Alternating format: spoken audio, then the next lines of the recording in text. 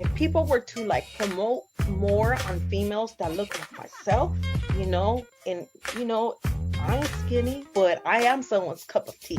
And if people were to promote that, then the world would be a better place. They think that sex is supposed to create life. No, man, I just want to get off. Like, I'm horny as hell right Is now. it a journey to love yourself the way you are? Of course. Yeah. Sure, yeah. Yeah. I mean, there's a number of people, especially in the industry, who are the regular size, standard size, and they're very insecure. And sometimes they look to us, who's BBW, and we're feeling fierce and fabulous, and they're like, wow, we're worried about how we look, and you guys are just flaunting it and having fun out there. Want thickness.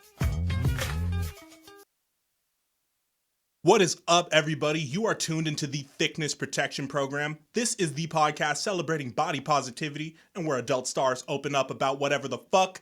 This is the podcast celebrating body positivity for the adult content creator community. If you don't already know, I am the Thiccness Pro, and today I am joined by a veteran. Not only just a veteran of the United States Air Force, but a veteran of the XXX industry. J. Crew is in the house. Welcome, my man. How are you? I'm doing good. Thank you for having me. Oh, thank you for being here. Cheers, my brother. Oh, yeah. Ching. Ching. So, as I was telling you off camera, your story is kind of like what I call a dense subject matter, because you've done so many other podcasts and other interviews that there's a lot to research, but there's so much. I watched you on your girl Carolyn Jewell's podcast, Hanky Panky show, and then I watched you on the Sexy People podcast. So, there's a wealth of information, but you've been in this industry almost 4 decades, so... Oh, I know. Pushing 39 years in the biz now. Wow. So since 84, huh? Yeah. You know what I was doing back in 84? Tell me. Swimming around in my dad's pants. That's... I get that all the time that, they're going, wow, you've been in that long. I wasn't even around and stuff like that, so... I hear you. I don't know how I've been in this long other than I've been having fun. So way back when you first started, you were in the Air Force for 6 years. Correct. And when you came back home to Arizona, you started in the Air Force as a cameraman, but you came home and you were working for like a video rental company. Correct. Went over to somebody's house to do a delivery. I could still see it right now. I'm pulling up with some equipment, knock on the door opens up, naked girls are walking around, and the guy looks at me and goes, does this bother you? And I'm going, no, it doesn't. Set the equipment up over there. No problem.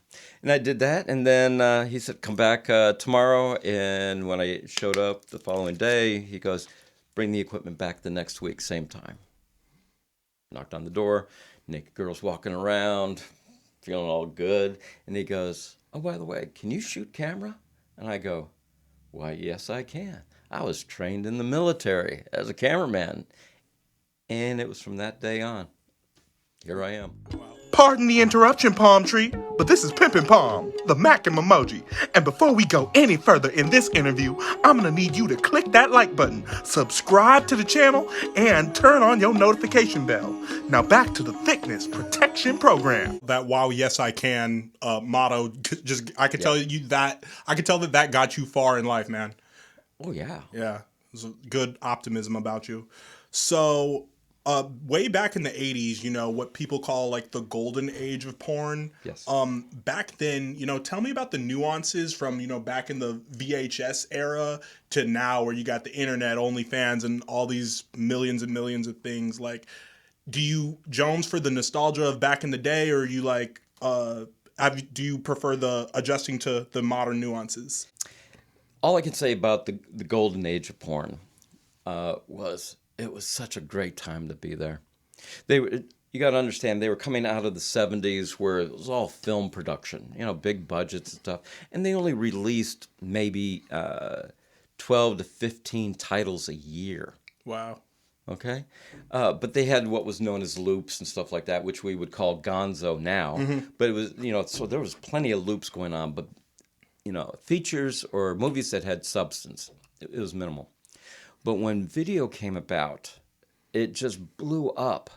I mean, you go from 10 to 15 a year, all of a sudden you're doing 200 to 300 titles a year automatically.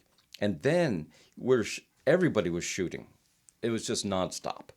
And the women, there was just something about the 80s girls, not just their look, but it was a lot more of their attitude. Really? They were, a lot of them, as they were in the 70s, were starving actors and actresses that were looking to make it big, that didn't, but had skills. And then all of a sudden, here was a venue in order to utilize that as well as have fun. So the people were hungry to be in front of the camera. They loved sex. And the perk was they got paid at the end. Right. So that's always, the perk, getting paid. Come on now. But did you ever fathom that like nearly 40 years later, you'd still be in this business? Not at all. And even at the top, at the top of your game still today? Mm-mm. And this is what I've always said. I will stay in this business as long as I'm having fun. You have to have fun at what it is that you do, regardless what it is. And I have had fun. I've enjoyed. There's a vision right from the bull, from the bull.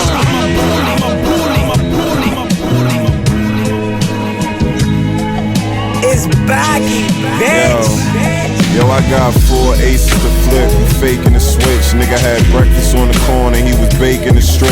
Nigga had a Lexus on the corner, he was faking his shit. Backwoods and marijuana leave you baked in this bitch. Like a sauna from Tijuana, Poppy hate when I'm pissed. I pop ace in the Chris, I'm mixy like you lacing a split. I'm tricky, I'm real picky, only date if she rich. Only scrape if she lit, she bad but she be hating her pics. The people that I've been with, the people that I've worked with, both in front of the camera and behind the camera, it's just been a good run. Granted, there's been a few years where things were pretty bad. Like that 2007 to 2010, where everything just kind of the recession. Yeah, it was perfect storm where you had not only technology was changing at the time, going from standard def to high def, and trying to figure out what platform was considered high def.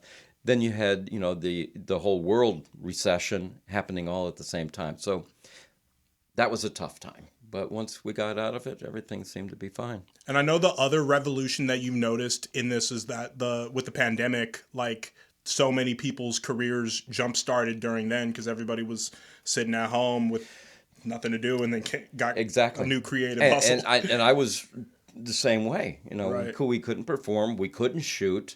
And I think, OnlyFans have been around for a couple years at that time. And while listening to women talk about, I'm doing this, that, and the other on OnlyFans, and I'm making bank and all like that, and we're going, yeah, right, you are.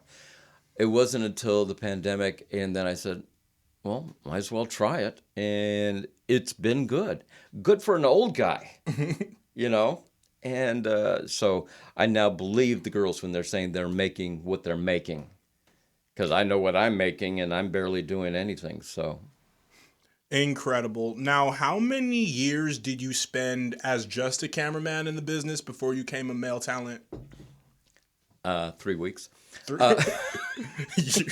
weeks. It was what was really funny. The same gentleman that got me into the business pretty much said to me like, right away, he goes, would you like to perform? Because back in the day, anybody can perform. Really? As well as anybody could, you could just happen to be a friend of somebody that came on set because they wanted to watch, and they go, hey, need somebody to hold this boom. Well, I could do that. Now they're boom. I'm fascinated, yet I feel slapped in the face as somebody who went to college for 4 years and studied broadcast journalism. Absolutely. All of a sudden now they get a credit. They're a sound mixer. They're sound, video tech. Wow. They're just somebody that's just sitting back there.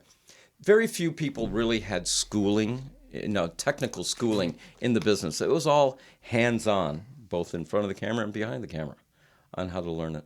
Gotcha. Okay.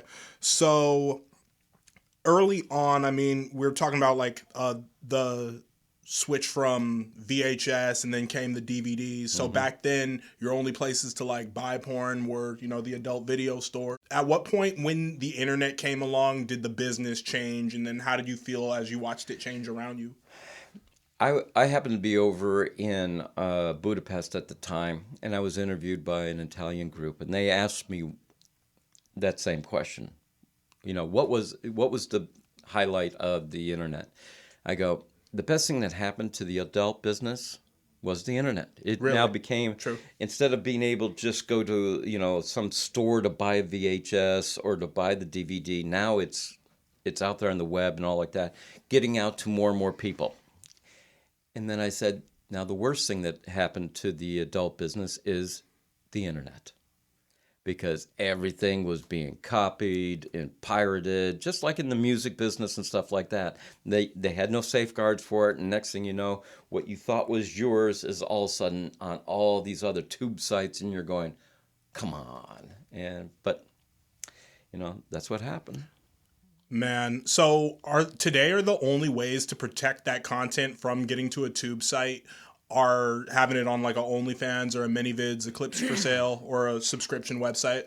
Absolutely. But even then, you know, you'll look at some, because people will steal anything, you know. Yeah, you can screen record especially shit. those who are pretending they're you. Because on Instagram, I get somebody always saying, you know, Corlin, she goes, why are you texting me or reaching out to me on Instagram and asking me if I'm doing this, that, and the other? She goes, I know it's not you, it's somebody else. But I'll look at it, and they've captured some photos of me and doing all this other stuff. They'll find a way. If they'll grab it off your own site and then repurpose it, saying they're you doing it somewhere else. Yeah, for what I do, Instagram tends to be my bread and butter, but I looked up and there's like 3 pages of you, so that kind of gives me some insight that like there's some fakes too. Oh yeah, absolutely. Yeah. Crazy, even the male talents get fake pages. So, tell me about, you know, all the sites and the brands you've been involved in launching. I know Jeff's Models, you co-founded, but now you're like the head honcho of it. Well, what happened with Jeff's Yeah. is about 16 years ago, a gentleman and I were just doing a website that was called Teens for Cash. And his name was Harry Rivera, or Dirty Harry, as he was known. Dirty Harry, right. I've heard you mention him before, I think. And so all of a sudden I get a call from him, and he goes, hey, I'm not able to do this scene today. Would you be interested in doing it? And I go, oh, sure. What is it? And he goes, it's with big girls. And I'm going, big girls? What do you mean big girls? Because I had no clue at the time. And this was what year? This was 2007. Okay. And I'm going, okay. And it's with this gentleman, which I've heard his name throughout the years, but it was Jeff Coldwater. And I go, okay, yeah, sure, I'll give it a try. Didn't know what I was getting into, didn't know who I was working with, because, you know, at that time there was no being able to Google search somebody and stuff like that. Typically, that's how most sets in 07, were. there was no Google search? Not to that extent as it is right now. So you basically, you were just told, oh, you're working with this person, and if you knew the agency or whatever. So you had to be surprised. You're surprised walking in. Cool. And this is sad, I don't remember her name. But anyway, it turned out really good. I mean, I was impressed with myself that I was able to do something that I hadn't done before. But I was more impressed with the person herself, who was really, really excited to be doing something like this. She was very confident in herself and her look and all like that, which I always liked that. And, you know, she wanted to have sex, which is even better when you've got somebody who's doing it because they want to do it, not because they need to do it because they want money. It's a whole different attitude when you're with somebody. So I walked out of there going, this wasn't bad. I liked this. And then it just kind of steamrolled from there. Right. And this is before, you know, big girls got in, and before we saw like a Lizzo come about, or before all this went mainstream. In my community, in the Black community and Latino community, you know, it's always kind of been a thing. But like for the masses, I think it's just getting to that point where people are starting to open their eye to like, you know, big girls got it going on. Right. So you having done this for so long, you know, was there ever like, did you get a reputation early on like, oh, Jay's down to work with the big girls. Like, how did that come along? Never heard it put that way. It was just that Jay works with everybody. Right. And people ask me, what is my preference? My preference is, I don't care, how old you are or young you are, as long as you're of age, or your race or anything. I just want you to be coming in, wanting to have fun and enjoy yourself. It's all about that. And because I've been with some women that are a little older than myself, who are just phenomenal, who knew? And I've been with some young girls that you're going, you just got in here way too early. This is not right. Just you sense their mindset was not, Because the brain doesn't fully develop until you're like, what, after 25? After 25. So if I had anything to say about it when I was first coming into the biz, I wish they would have said 21 was the age. Really, rather than 18. Yeah, that definitely makes sense. I feel like, I think it would have solved a lot of issues. Because like you just said, you're not fully developed until you're 25, and you need to have some kind of life experiences. Because you come in right out of high school and you're making some serious money, and next thing you know, you're a has-been, washed out. Now what do you do? Yeah, when I just had Coco's Dungeon on last week, she said, you know what? Even if you're 19 and want to jump right into the business, hey, at least try to go to college. At least try to have some backup plan. Mm-hmm. So... Well, not just a backup plan, but just an understanding of the value of yourself and the money that you make. Because if you just think every day I could be making $1,000, it's not real. Right. Okay? So if you're getting into the business for the money, you're getting into it for the wrong reasons. Wrong reasons. Because the real life is that you're working minimum wage and you're trying to get to 40 hours and they take so much out of your paycheck and you're walking out going, this is it? Where, just before that, you just show up on set, look pretty, lay there, and somebody hands you a big check and everybody loves you and you're making money and all of a sudden it's gone. Well, just to zip this one up, Jay, other than Jeff's models, what sites have you been involved in, like, the creation of? I would say and I mentioned it before, it was the Teens for Cash. Right. And then the success of that kind of sprung over, not that I had really any involvement other than they go, well, we want you to also do this one too. And so that's how that came about. I would just springboard from one site to another site because of a lot of it had to do with age. A lot of it had to do with abilities. And so it just kind of kept going from there. And lately I've been doing a lot more with Team Skeet because I guess everybody's into grandpas. Crazy. What's funny, me running this, predominantly, and it's body positive, so it is all inclusive, but thus far it's been only BBW models. Mm-hmm. But I wanted to just tell you, I wasn't even aware that you worked with all models. I just thought you were strictly a big girls dude. No. I've worked with some big name girls from the 80s, like Nina Hartley. Right. And I was going to bring up the story you told on another podcast about how you're driving down from Big Bear. Just like, would you like a blowjob? I know. And it was so funny. And that taxi guy, he's just moving the mirror there and coming down from Big Bear. It's all over the road. Yeah. And he was just trying to watch. I was just trying to hold on for dear life. And she was just... And we've been good friends for 30 years. Right. Is she still active in the business? Kind of. She's more on the, not so much in front of the camera on sets for companies. It's all more about what she does on her own. Yeah. Which a lot of people are kind of moving to that direction. Is that the goal? Like, ultimately, you don't want to be a talent forever. You want to go on to, like, branding or producing?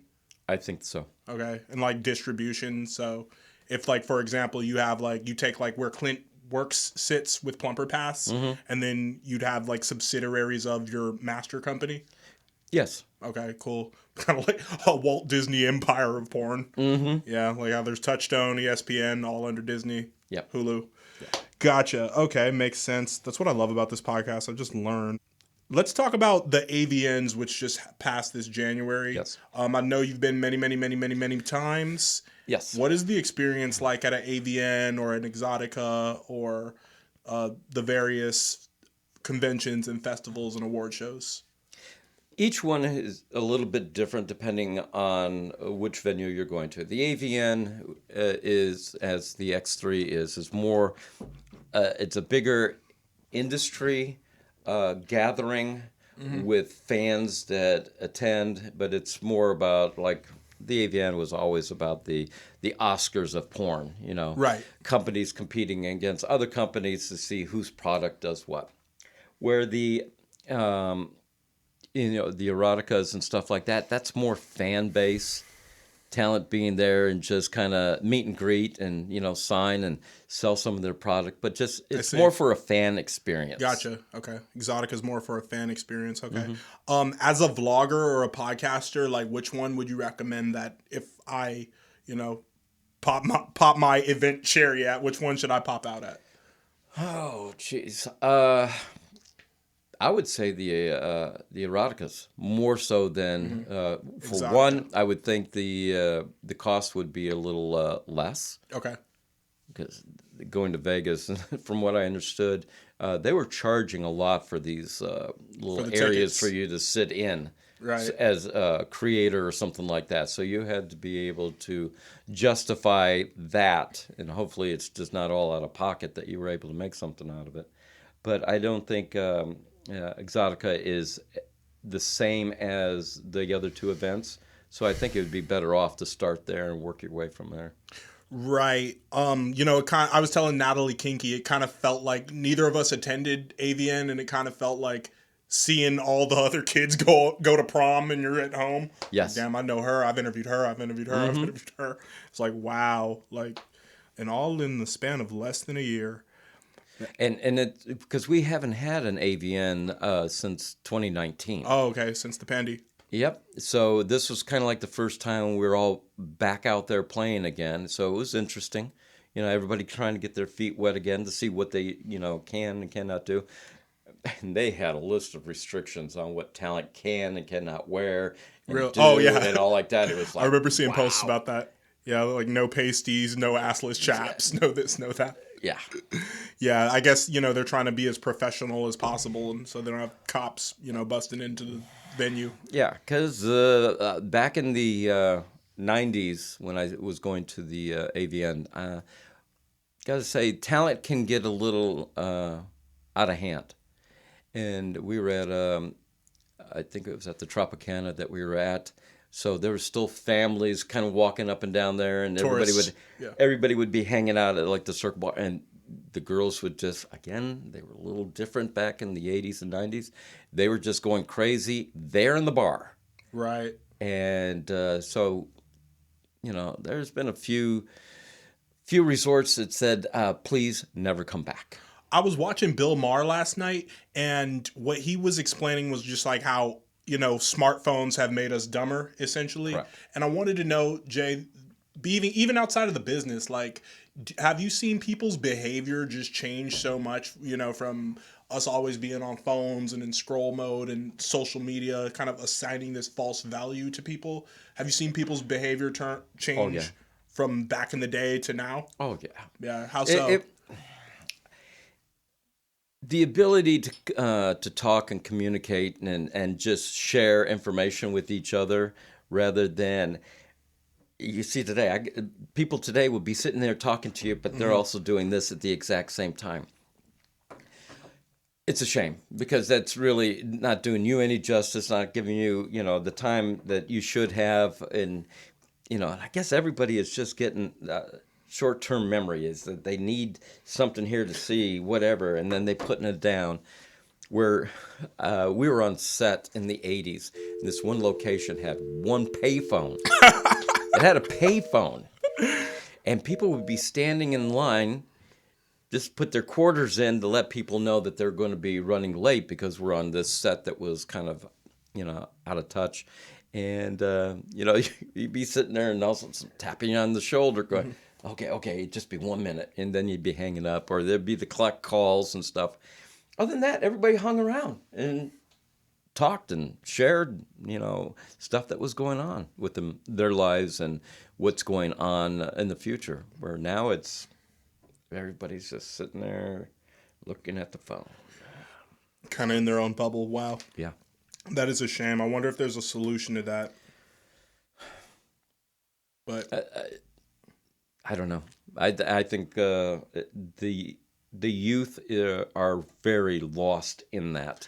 And if something happened and this got turned off, you'd have a lot of people just walking around just lost and not able to do a thing. Well, I'll tell you, I work at a television studio, and for one of the very famous shows we do, I'll tell you off camera, one of the shows we do, for the live studio audience, we take away the phones and we lock them up because we don't want them Googling, stuff while they're in the auditorium or caught on camera on the phone, right? So I have seen people kind of revert back to like being so chatty and so outgoing, when it's out of their hands, and not necessarily that they wouldn't be that way with it in their hands, but I've seen when people go from not having the phone to like being ready to talk and being ready to chat and just like open and just. Do you find that it's a certain age that will do that, or is it all of them? Because I could just say I've seen some teenagers when something like that is taken out of their hands, they have no clue on what to do. They're just they kind of close up and they're just I don't know what to do with the world anxious. now. Yeah. You know what? I need to pay a little bit more attention to that, but I've seen, even the younger set be able to interact smoothly without it. It's just like they have less communication, Gen Z, I think, because they communicate better with phones rather than face to face. Yep. I know you told me before we started rolling you got grandkids. Have you seen that in your family? How they'll walk in like just on a device? Mm-hmm. All the time. Yeah, it's crazy. It's terrible. So I wanted to know, you being in the position that you're in, have you had a chance to like over the years rub shoulders with like the other big bosses in the industry? Like I mentioned Clint from Plumper Pass or Christian from Pure BBW, or the guys who run BBW Highway. The only time I do run into them are at the shows. Right. Because, we all each have our own little areas that we're in. And as far as like with Jeff's models go, just back it up in time a little bit, the original Jeff, he retired in 2020. Okay. And before he retired, he goes, is this something that you would like to, take over? And so since 2020 to current, that's what I've been doing. Is a lot of people always thought I was Jeff, but, So that's I might why be one of those people early on. Yeah. I've had people email, am I talking to Jeff or am I talking to Jay? Is Jeff the brown-haired fellow? Yeah. Yeah, okay. Yeah. Thought so. Go on. Well, now he's gray like me. But, so just to recap on that. So I've been doing Jeff's for a while, but anybody like the others that you had mentioned, they only knew me as Jay, the performer. Yeah. So now that I'm in a different position, so when I see them now, I'm seeing them as how they are with their companies, but I only see them when we do the shows, in which we haven't been to a show in 3 years. So. Man, okay. Now I gotta cross this one off. Have you ever met Ron Jeremy? Yes. Ronnie and I we go back to when I first got in the business. Really? And I shot camera for him for almost 8 years. We went to, I think it was 96, 97. We flew to Hawaii, a big to-do. And so there was 2 crews that were shooting. I was on the Ronnie crew, and there was another, Scotty Fox was shooting the other group. And in between was FBI, RICO, LAPD. Everybody was following us. Whoa. Oh, yeah, it was fun. I would say anything they could do to try bringing the adult down. I'd be shooting at this one house and show you how old this is. They were, I'm shooting camera and we're in the backyard and all of a sudden I hear this and it's me with the camera looking up because I could see off the edge a camera come up over the fence while this was going on. It was Vice with a Polaroid of me with people in front of me. Wow, so Vice was doing a story on you guys. So they would be coming in, they'd be, coming through the house and shutting everything down. But I swear they have more pictures of me holding the camera going, just doing my job. Even if you were butt naked in some pussy, you'd be like, hey, just doing my job. Absolutely. Oh, and it's so funny to see some, and it's usually crew people, not performers, jumping fences and hiding under beds and stuff. Me, I got nothing to worry about. I'm about as straight-laced as you could ever imagine. So. Yeah. I like how in one of your interviews you said one of your best qualities is being patient. Oh, yes. Yeah. I think that's a lot of people go, I don't know how you can be. You got to be. At least I think you have to be. Gotcha. Some people would say, Jay, that you are the luckiest man alive because you just have sex with women for a living. Is that true or false? I say to them, yes, I am the luckiest one. And it's just because this is an industry that I'm blessed to be in, blessed to be with the people that I've worked with, both in front and behind the camera. So, yeah. Right. Initially, when you got in the business as a talent, how did your family and friends react to that? It was funny. My brothers. Yeah, because you're the oldest of six, right? I'm the oldest. And so my brothers thought it was so cool. And their friends thought they were so cool because they had a brother that was doing this. And so when I would come into town, they would just, oh, look at you. Oh, yeah, type of a deal. My mom wasn't the happiest about it, but she goes, I just don't want you to get in trouble. I'm like, I'm not going to get in trouble. I just want you to be safe. I'll be safe. No worry.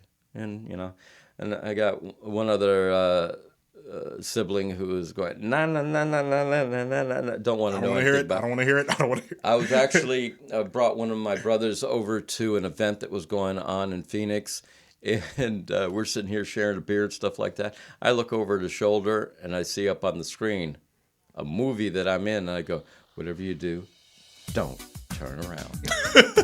Because there's big screen with all me and somebody else. And he goes, why? What is it? And I go, you don't want to see me. Hairy chest and all. Yeah. Yeah.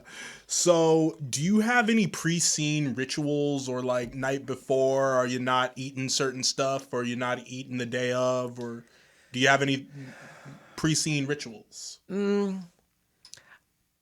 You hear a lot of people say, they don't want to eat before a scene or all like that. I've seen too many people go in and they starve themselves, mostly women, starve themselves because they don't want to, look bloated or this, that, and the other. And you just see anybody who's like hypoglycemic or something like that, they're just getting some jitters or shaking or just feeling faint and all like that. And I go, it's because you needed to eat. Now, I'm not saying eat a big old meal going in, but just have something in there that you've got some energy running with. That's all I ever do is just, either a granola bar or some almonds, a little protein shake or something like that going in. Yeah. Just so I have something, because you never know how long the scene's going to be, how much energy you're going to expel depending on the individual that you're with. And so you can't go in there being hungry other than hungry for sex. Nice. Now, how do you keep up your stamina? And most of all, everybody wants to know, how do you stay hard? I've always said this. Sex is 20% physical, 80% mental. Your head's got to be in it, and the body will follow. So it's really a mental thing to do. If you're not turned on by somebody, then you need to somehow or another, as you got to go deep into the mind and find that little closet. You open it up, and that's that little spank bank that you got back in there. Something to help bring the mind up the speed so that you're able to do something. I have found that just being with somebody And just especially the first time, there's that excitement and then adrenaline that runs because of it, that I just find myself, into it, that I stay that way the whole time. Gotcha. Okay.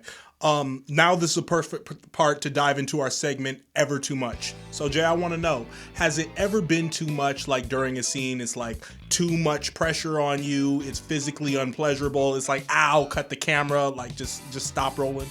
Has there ever been too much? There's been the times where there's two sides of that coin I'm going to talk about. There's the time where you get a little overly excited, where you're having because now it's running through your mind, I'm only 3 minutes into a 30-minute scene. Whoa. I make that a part of my character, where I make it part of, you are just, and as soon as I start talking, or I used to do this to Harry all the time, and we're sharing this young teen and stuff like that, I'll be looking at Harry and go, God damn, Harry, you are one fine looking man. Has anybody ever fucking told you that? Damn, you are, So in my head, I'm saying, this is helping distract me from what's going on right now. And I found that worked. Now, let's fast forward 40 years. For those who don't know, I just recently, recovered from prostate cancer in June. Praise God. And so, thank you. And feel very blessed to be alive and still here with all of us. But I'm finding that I'm having to deal with some ED issues, and one of the issues is that I've experienced is, for the longest time, 80s guys never used anything. They were hard because they liked being in it. The 20s guys start getting in, or the early 2000s when Viagra started happening, and you found that the scenes were going longer. Viagra just helped maintain, no problem. Lately, it's been everybody has been utilizing the injections. Really? Straight to your penis? Like, and injected? Wow. Okay, now, I have justification for that because of my age and the situation that I've just recently gone through. And I can tell you it is extremely painful. I bet. And to inject yourself, to get it that hard that you're able to work with, I've noticed throughout the years a change in how guys are doing stuff. Excuse me. How they seem to be in it or not in it, or their mind is someplace else. And I also found that those that I know that, give me 5 minutes before we're supposed to shoot. Yeah, it's 5 minutes. Okay, I'll be right back. You know what they're doing. Really? Wow. And even though they won't say what they're doing, but you now have figured that he has to do it, he doesn't have. They go away for a little bit and they come back and they're all ready to roll. Well, is there a safe and legal remedy you have for guys to stay hard throughout the scenes? It's got to be in your head. Okay. Mind over matter. You don't mind, so it don't matter. Exactly. Gotcha. So, but go back to the shot. I found that it was so incredibly painful. It was so hard that, and if it wasn't maintained, lubricated or whatnot, just the fact that she would just grab onto it in such a way would just, ow, don't touch, no. And I'm fighting my head, the pain. So in my face, it is totally different than what I used to be utilizing the injection. So not fun. Don't recommend it. And for those, and I know there's companies that are saying, we need you to start using these because we need to have you hard through the entire thing. And then they're also asking these young men, 20s, 30s, and all like that, to do it multiple times a day and all like this. Yikes. And that doesn't sound ethical to me. But they don't care. The companies don't care about you. Damn. They only care about you when you're on there for what they're paying you for. And what they're paying for is this, not this. Okay? Yeah, this, not this. Yes. Yeah. Gotcha. So whatever happens to you 5 years, 10 years down the road, they don't care. They have no liability to you. Remember, you're independent. You're here because you want to be here, and So, what's your advice to like male talent who are looking to get in the business, or female talent, like whoever wants to get into the business as a newbie?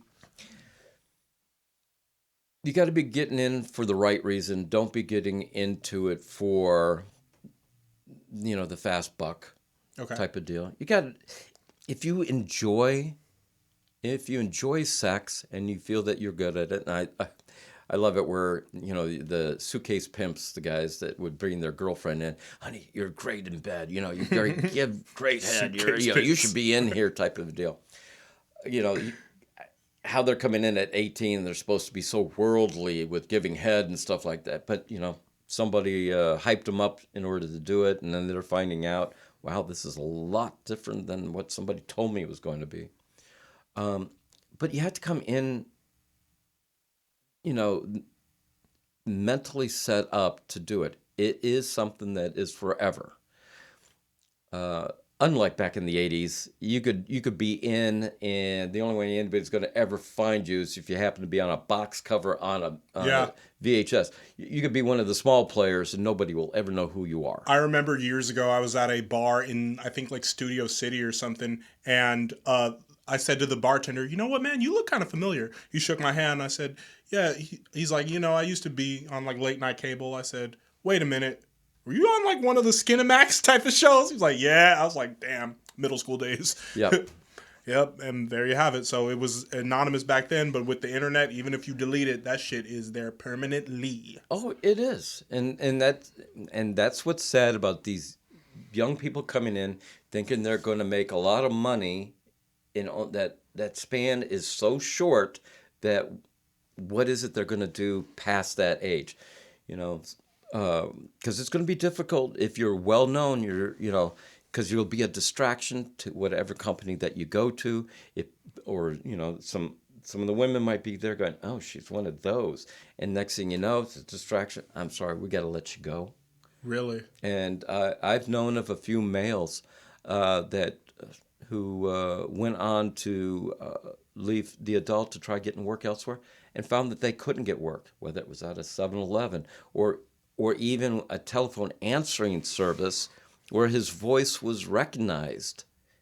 Wow. Unbelievable. A telephone service. And so the company goes, we have to let you go. We can't be associated with people that worked in the adult business. Wow. Okay.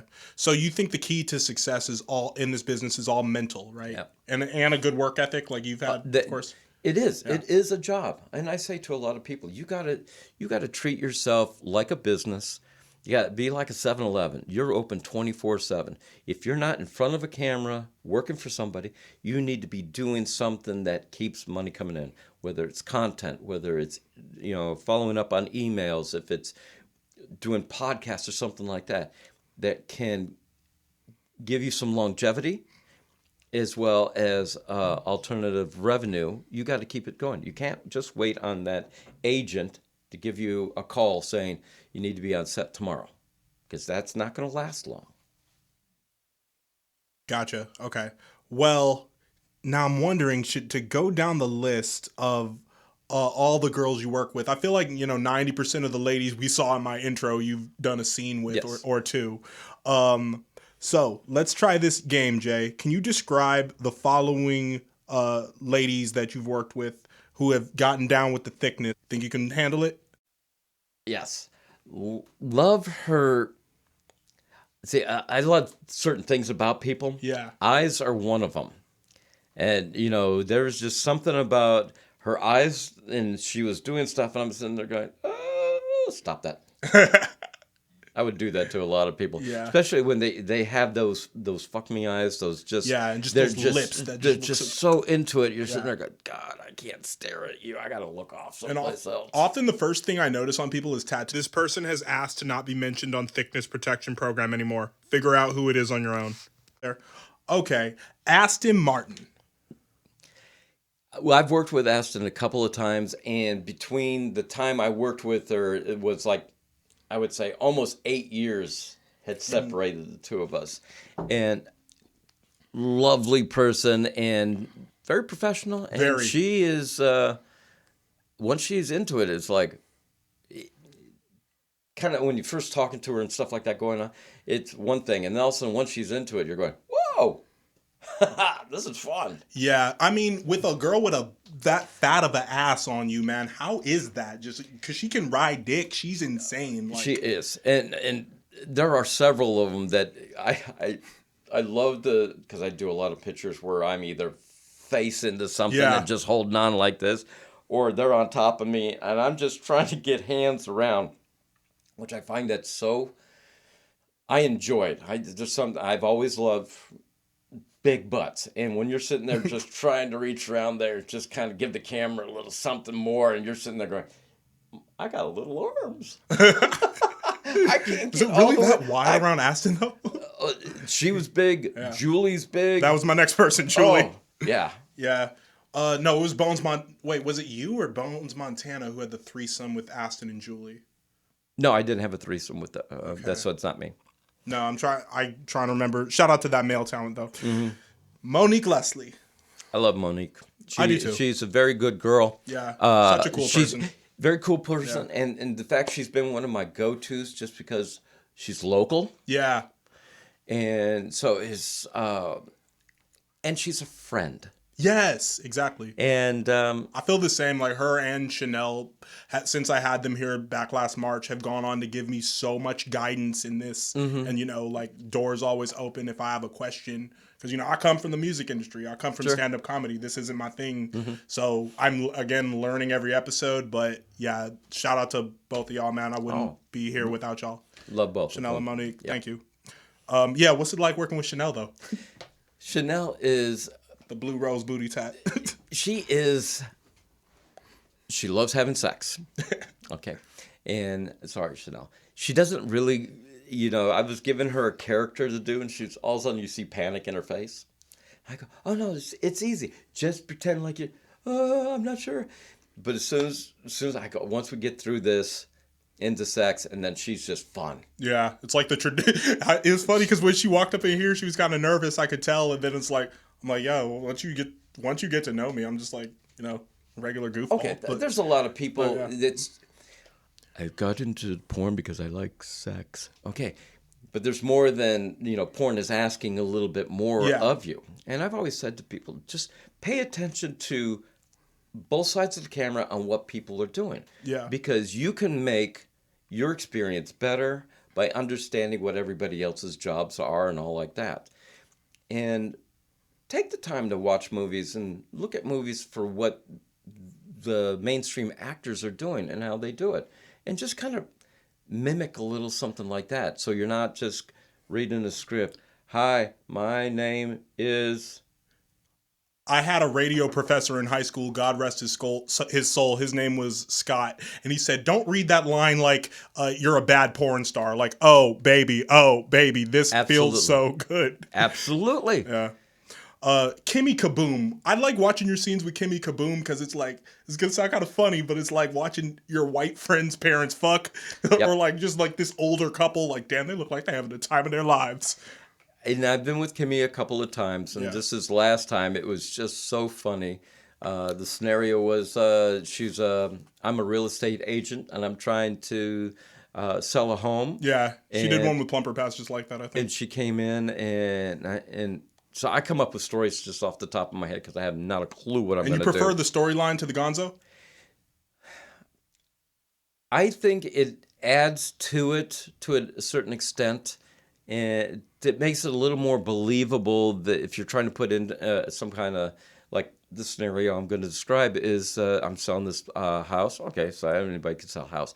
But her thing was she had to feel comfortable in this house. If she could be comfortable, then she's going to buy it. And I go, okay, what's that mean? She starts stripping clothes off. She goes, I want to be able to walk through the house, feel comfortable naked.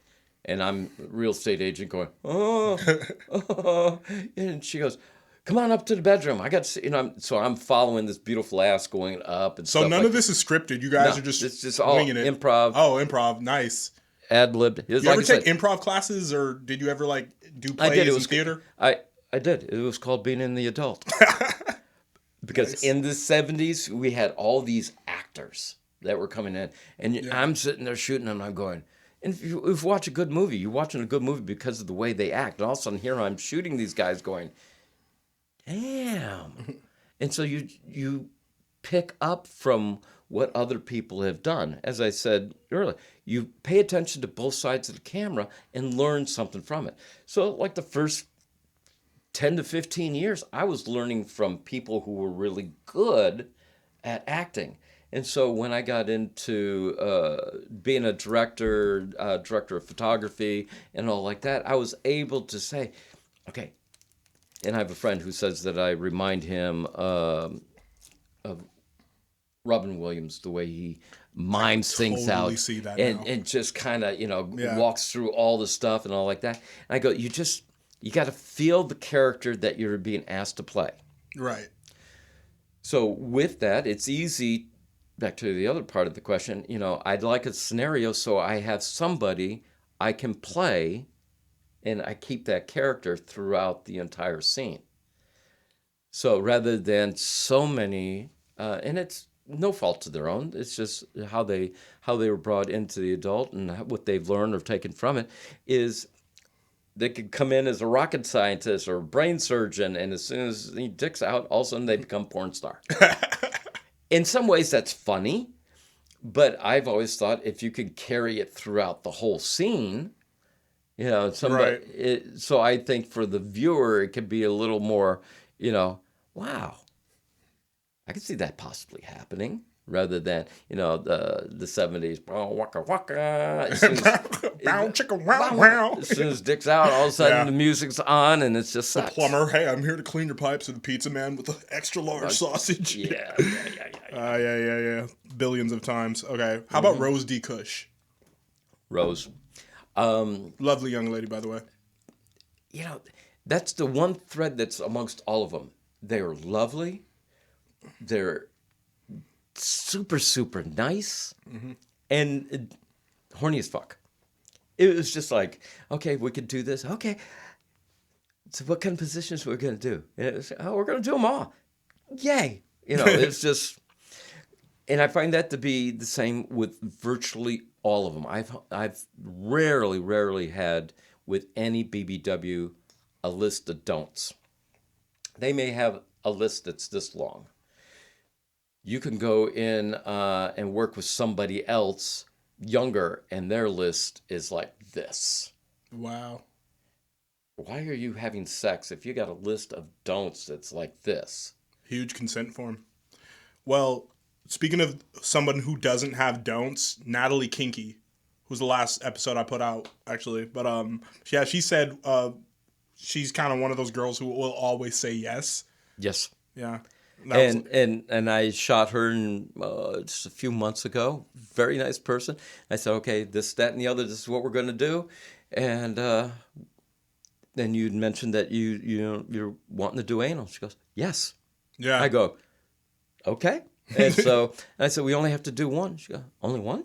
I go, okay, we'll do a couple positions anal. I don't care.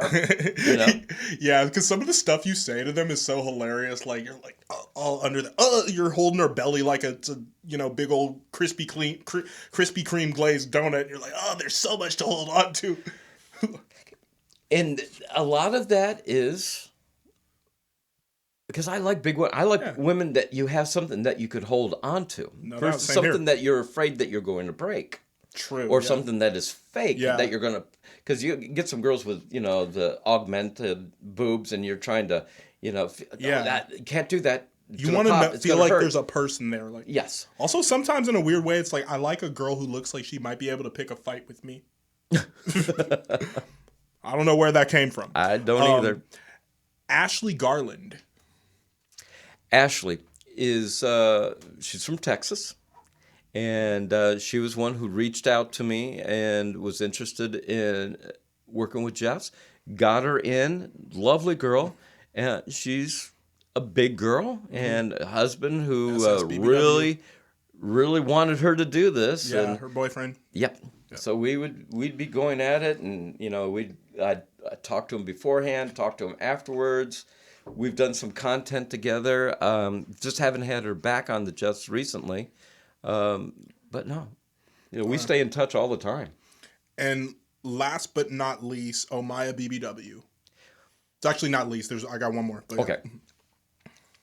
Again, very interesting girl. Love the accent. You know, it was just... Yeah, people are crazy about her accent, me included. Yeah, it was just, you know...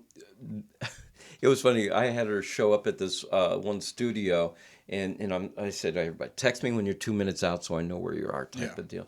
And she texted, "I'm not sure where I'm at." And I'm going, "Well, you got the address?" "I do." The Uber dropped her off, not where he's supposed to, but on the other side of the building. So she's walking with a suitcase, and it was hot. It was during the summer. Oh, sweating. And so all the way around. Sweat. So I'm running out there to go get her and you know, walk her all the way in. And it was very hot. The studio didn't have the best air conditioning, so she was under some. You know, we don't have to go right now. Just cool off. She goes, "No, I'm ready. Let's just do it." So she was gun ho. Yeah, a little sweaty, but never too much for Mr. J. Crew. Finally, Chloe Klein, also a good friend of mine. Love Chloe. Chloe is another one of these. I'll do anything. Yep. She's a local girl, and if I have somebody who doesn't show up or canceled on me last moment, she's my go-to. How's your test? It's good. Can you be here in like a half hour? Yeah, on my way. Get the bag. I like it. Okay. Speaking of that, I wanted to know, like, how much do talents get paid for the scenes or the scenes they shoot with you? It depends, because there's some other variables in it. Like if it's somebody that Jeff's really wants to have on, but they're in Miami or they're in Michigan or in Texas, something like that, we'll help out with the airfare. And then there will be the ones where, you know, the best I can do is to get here at this time, but have to be out at that time. And so I would need a place to stay. So we would, you know, have to put them up. Like that, and then some of the local girls will, you know, obviously they're local, so none of those costs will be incurred. But you know, price will vary between, even though I've gotten the prices up from how they were originally with Jeff's. Plus, we give them a little bit more. They get they get all the photos. They get their shoot BTS so they can see people can see all the crazy stuff that goes on setting up a scene. The solos, a lot of them don't like doing it, but now the solos are theirs to use to promote themselves and to use on their OF sites and all like that. So nice. Okay. You didn't really tell me like a number there. Yeah. Do you want to say that, or is that a mystery for no, now? It's because I know that there are other companies that their price point is different and they offer up different. So I understand if it's business and it's more business. I'd rather just keep it that way. I think no worries. I think we have more fun on my set than we do on others, and other people go, "God, I was on this set for hours upon hours," and I'm like, "No, man. I mean, this is simple. This is easy. We're here to have fun. If you're not leaving here with a smile on your face, then we didn't do something right." There you go. Now, Jay, it's time to play Down in the DM. What is the craziest, funniest, most out-of-pocket, ridiculous email or DM you have ever received?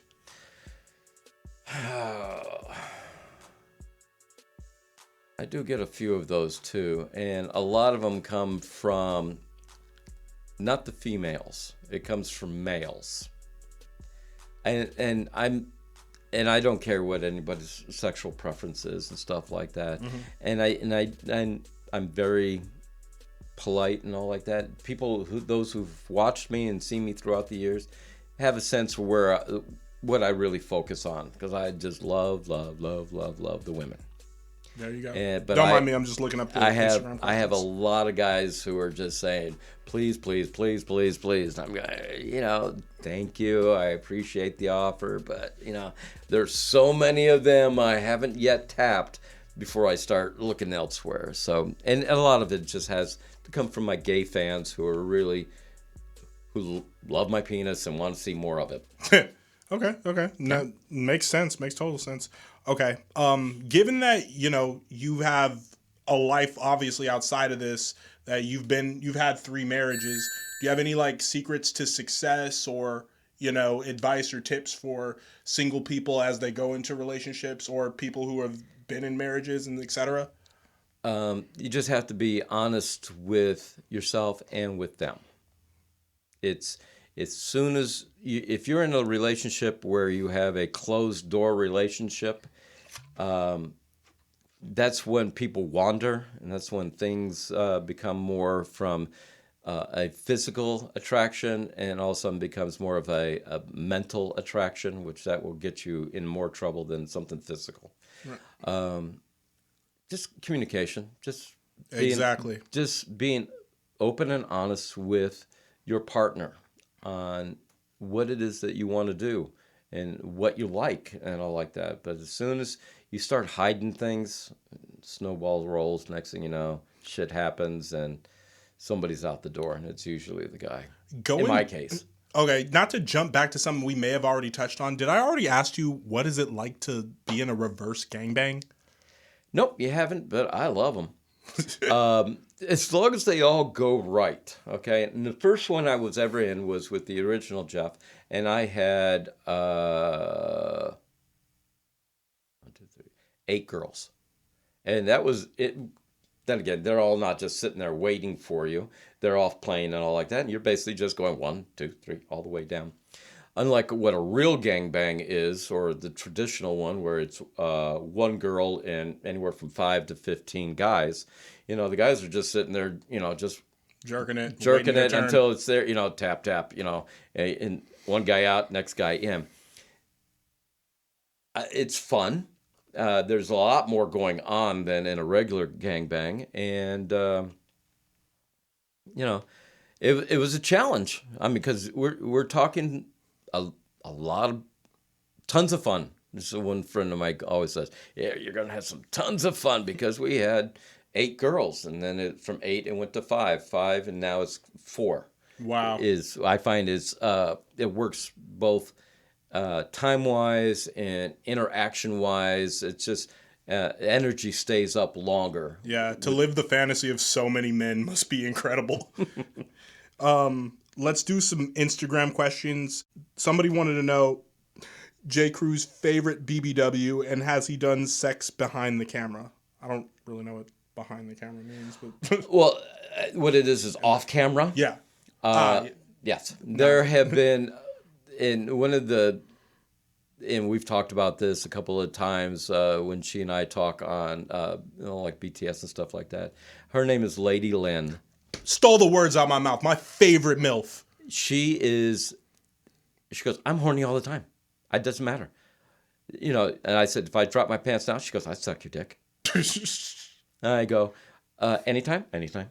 Yeah. And I go, let's prove it. And we'd be off in another room just kind of going at it, just having fun. She is just ready to, at a drop of a hat. Are we ever going to get a Lady Lynn and Aston Martin scene? Wouldn't that be nice? Wouldn't that be nice? I'll make it happen. Big redheaded MILFs, you guys. Mm-hmm. J. Crew's going to make it happen. Any other stories about Lady Lynn? Because she's number 1 for me along with Sophia Rose. With Lady, because I shot her like she was one of the early girls that I worked with Jeff's, and we worked together. I had her this summer, so she's been one of the longest lasting BBWs that I've worked with, and her energy, her attitude, nothing has changed. She is just one horny lady. Nice, yeah, and she's a little bit older too, but like all yeah, that doesn't even matter. In fact, it works in her favor. Wears it quite well. She does, and age doesn't really matter. It doesn't play it because look, I don't feel 65, almost 66. When is your birthday, by the way? June. Gemini or Cancer? Gemini. Okay, cool. So it's one of these. Age is just a number. It's what you are or what you feel inside. I feel like I'm 45. And and I'm just hungry to be with all of them. And she's just been the same way. It's just like 10 years have gone by. She's no different 10 years ago as she is now. She's just ready to go. Classic. I really, really want to get her on the show. So we got to make that happen, Lady Lynn. Hope she sees this one. Who are 3 BBWs you've worked with that have the best pussy? Oh, jeez. What is funny is that, surprisingly, a lot of BBWs are tight. You would not think that, but I would be sitting there, especially with one of the newer ones, and I'd have to, again, I'm sorry for names, but let's see which one it would have been in the summer. Well, Chanel's one of them. Barbie, that's got Fire, go Chanel.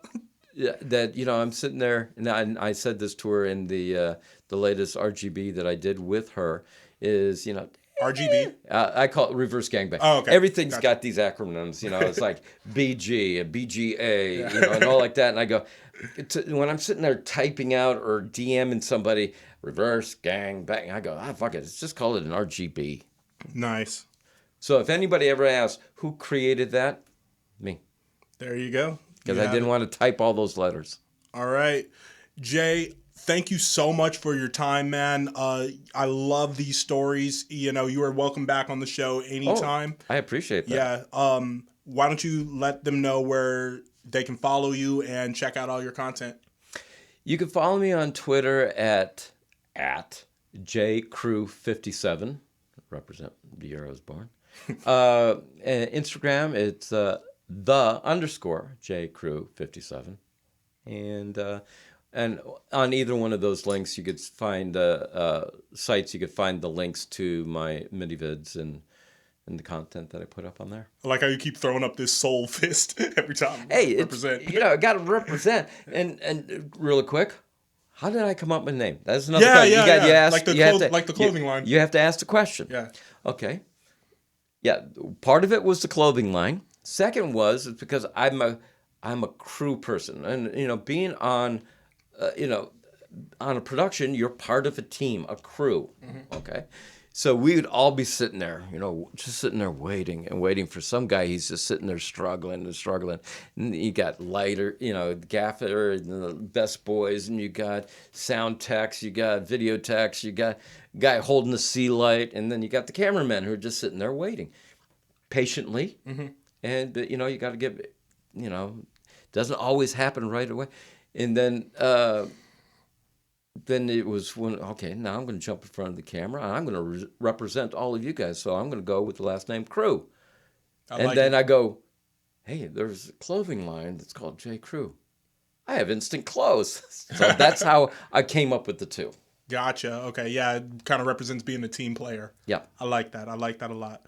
Well, Jay, thank you so much for getting down with the thickness.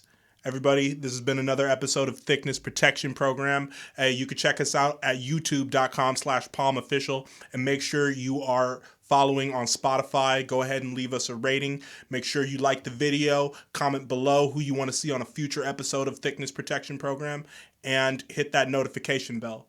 All right, Jay, thank you for getting down with the thickness. No problem.